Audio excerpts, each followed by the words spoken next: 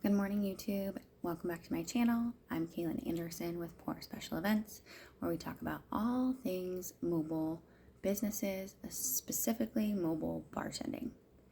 In this video, I was just thinking about breaking down my website and the things that I use on my website, the things that I have on there, why they're important, why I chose to put them on there, and how I think they make a big difference when people are choosing to work with me or not.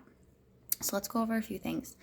As always, if you find these videos helpful or encouraging, please leave a comment, whether you have questions that inspire other videos for me, whether you are just along for the ride and you're enjoying the content. I really appreciate it. If you follow along some other videos, some of the life updates I had in the last videos, we're still pushing through all of those life things, and none of my normal life things stop, right? So none of your normal duties and all the things, my other businesses, none of it stops. So I'm actually just taking a moment here in a quiet house with some coffee, like you may be doing, to just kind of reflect. I thought about what are some things that are important for our channel for growing your business that maybe I haven't covered yet, and this one hit me right away. You can see we have some stockings hung up. I am very much ready for Christmas. If you celebrate and you love your Christmas magic in your house like I do, I hope you're enjoying this season. We put things up a little bit early. I'm a little crazy, but I'm kind of sitting here admiring my tree that my children helped me put together. So, all right, let's get started. Let's talk about my website. So when I first started, and I tell you guys this all the time, when I first started, it was literally a free Google Sites website with the Gmail that I created for my business, and that was it. Everything was free. I literally started with $0. I will tell you guys that all the time. I swear by it. You have to start somewhere. You cannot dump thousands and thousands into something that you don't know if it's going to work or not, or if you're going to be good at it. So start. If you want to start free, start free. It was a cute little website. It did everything it needed to. But the only thing I hated was that it was really hard to get my URL, it just looked so funky. So a lot of times I would change it to a bit.ly or a tiny URL, or I would just make sure I would hyperlink it into things so that I could change the name and they would just click here and it would take you to it, because I hated the URL. So I did that for the first at least 2 or 3 years, free website. I was so terrified to spend any money. And then I was like, okay, I need something, we're really getting going here. I need something more professional. So I looked into a lot of the options and I ended up choosing Squarespace. I am not, I'm very handy online. My day job is teaching online. I know how to do a lot of online things. Very tech savvy. However, with my own things, I'm very nitpicky, and it takes me forever because I'm like, is this look perfect? Do I really like this? I don't know. With other people's stuff, I'm like, yeah, I can do whatever you need, right? But when it comes to your own stuff, it's where do I start? So I ended up doing Squarespace because they had a lot of different templates that I liked, which made the process a tiny bit easier. It still took me a ton of time. This was one of my off-season projects, so it was a winter project of mine. And then I really thought about what tabs do I want? What pages do we need on this? So we have our home tab. That talks about all of why I started, what I do, who I am, that kind of a thing. I actually just a few weeks ago, when we did the last video, I talked about that I updated that. I actually took the picture of my family down. I switched to a picture of me in my bartending, my mobile trailer, because my family's grown since then. I don't have an updated picture of my family. And I wanted to showcase the trailer more. I want the look of the website to feel a little bit different. You're growing. Things are always changing. It's okay to change things. So I updated some new photos from some of the styled shoots that we've done. And for those of you who might be just catching this video randomly, my website is pourspecialevents.com, P-O-U-R, specialevents.com. So if you want to take a look.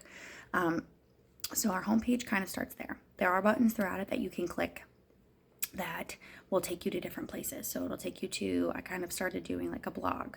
I have some affiliate marketing on there, so you can sign up with Amazon Associates, and you can put the tools that you use or any of that stuff. And I've had people make purchases through there, and then you get a small commission, which is neat. It's just a small couple bucks here and there from Amazon Associates that goes to my business bank account. It's really cool. From there, The next biggest one, obviously, you need to have your services listed. And obviously, you need to have ways for them to contact you. But the one thing that I was actually more excited about was our friends page. So I have a page that's dedicated to all of the local vendors that we work with. I think it's super important. It shows kind of credibility. It shows who I've worked with. So not only does it show like our top venues that we're at all the time, and I've linked, like if they have a website, you can click on their name and it takes you right to their website. If they have certain contact information, it'll take you to their contact information. So it lists venues that we've worked at. It lists photographers that we've worked with, caterers that we've worked with, DJs and entertainment services, bridal hair and makeup, floral services. There's just a really great bunch of vendors that we work with, and I try very hard to update that as much as possible and have the correct information, because I think it really looks nice. Because if someone already chose one of those vendors and then they come and look at me, they're like, oh, she has them all on here. Or, oh, I wasn't thinking of, a traveling hair and makeup team. Or was it like, she must really do this a lot. She knows a lot of people. She has a lot of connections. Like, I want her on my team. So I really love having a friends page. I think it makes a big difference. I think it shows you're very credible, and they could reach out to other vendors and ask about you because they see that you've worked with them all before. So it just makes those connections. It's huge. Then I just mentioned briefly about the like, how do they get in contact with you page, right? So first you have services, and I mentioned in the last video that I really updated it. Everything's transparent. You can see my prices, and that has cut back significantly, in a good way, on inquiries, because people know exactly where I stand. So now when they're emailing me, the conversation has changed from, can you give me prices, and then potentially being ghosted, to, hey, I saw your prices. I really need 2 bartenders and 1 mobile bar, and I would like the mixer package. Awesome. And now I'm deliberately emailing back with our proposal that they're signing, depositing, and we're done. It's great.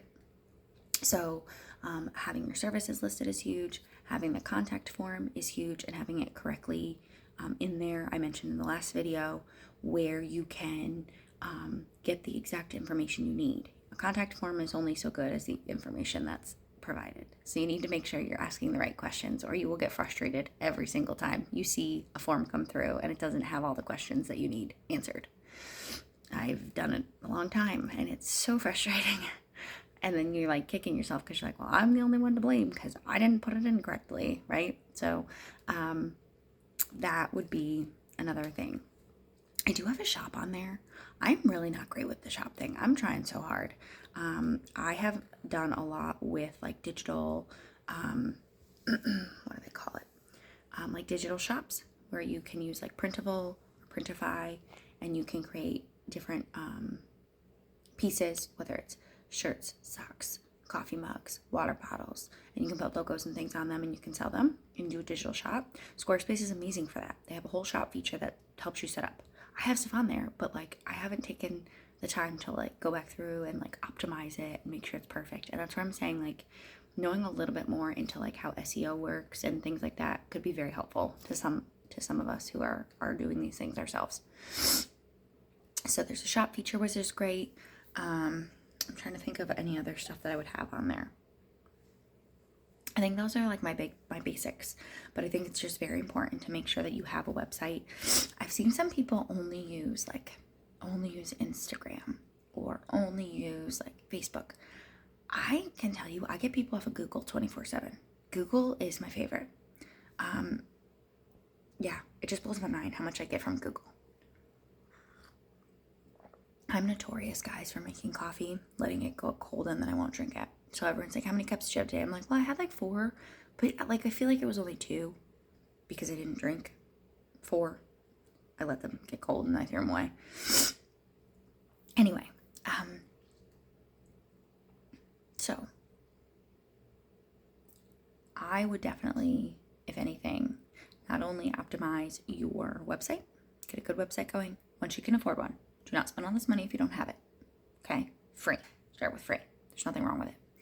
Then I would register your email for a Google business, and it's free. Just register it, because I get so many people. Think about it. When you have a question, what do? You just Google it. So when someone just Googles like bartender, if I'm the only bartending service up and within miles and I'm on Google, they're going to find me. They got to find you somehow. So it usually pops right up with my Google profile, and then it takes them right to my website. And then past that, it goes to Facebook and then Instagram. So it's hard to be everywhere. I will admit, lately, more times than I would like, I just hit the old add to Facebook for my Instagram posts. So they're similar, which is like, I know it's a no-no, but I'm so busy.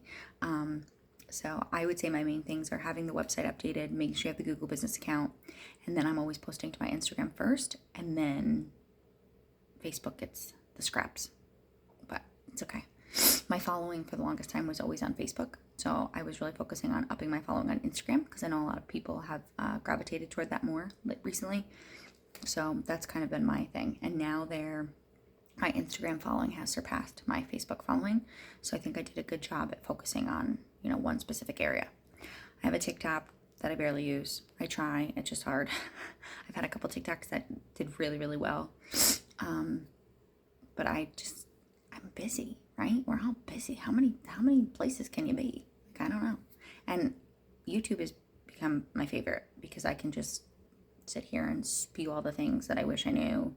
And it seems like we have a really awesome following here that is starting to see that this is super helpful and they're able to do things with this information. And that makes me really happy because first and foremost, I'm a teacher. So I love being able to kind of share information that helps other people. So this is a win-win for me. So, well, I think that's all I have for this video. Any other questions about websites, about creations, accounts, whatever? If you're wondering about price, I think the startup for the website for Squarespace was like $200 and some. And then it renews every year. So again, like when I started, I would have never spent that money. Wouldn't have done it. But now that I'm making enough money, it's worth having that because the clients that I'm going after now are a much higher price point. It's much different. So grow with your business.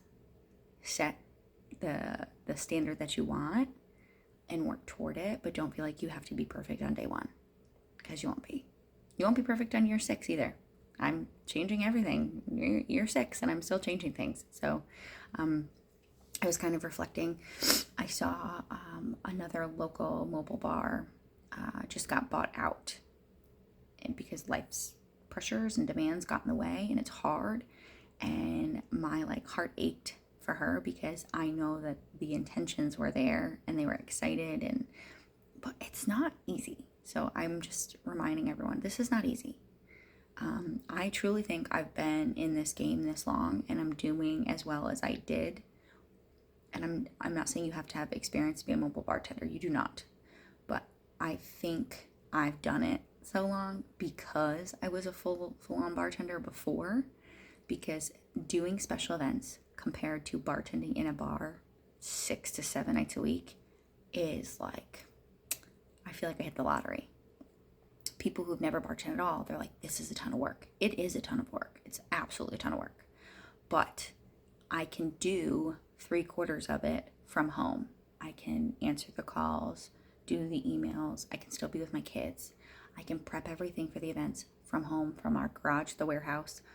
I can pretty much do everything and then literally one day for their event, go set up and have bartenders working.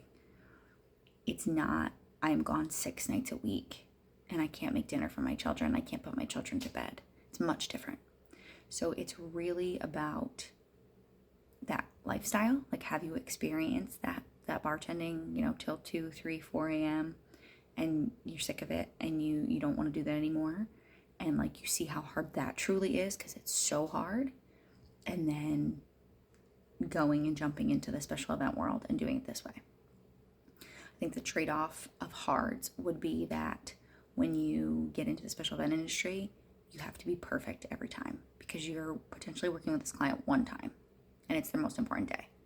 So that would be like the big trade-off for me, is that the bartending in a bar 6 to 7 nights a week was just crazy and rough and hard, but it's a little more forgiving because it's just like life. Like, everybody knows things come up in life and you just go.